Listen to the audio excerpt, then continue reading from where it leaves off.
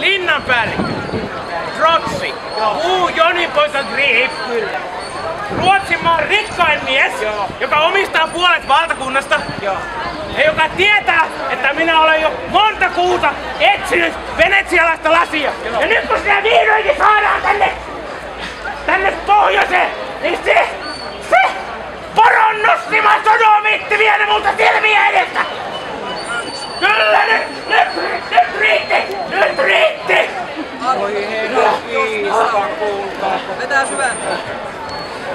Minä olisin tiennyt sen, että kirkko tarvitsi semmoista venetsialaista lasia, niin minä olisin säästänyt arvon herri.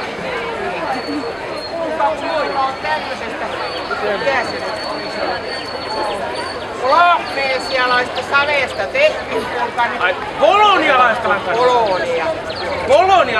Kolonialaista keramiikkaa. Niin luki siinä asiakirjassa. Eikö kirkko tarvitse tämmöistä tämä? On se kyllä komea. Soinihan näkee myös, miten tämä pinne. Kyllä ihan venetsialaista lasia ole, mutta on tuo.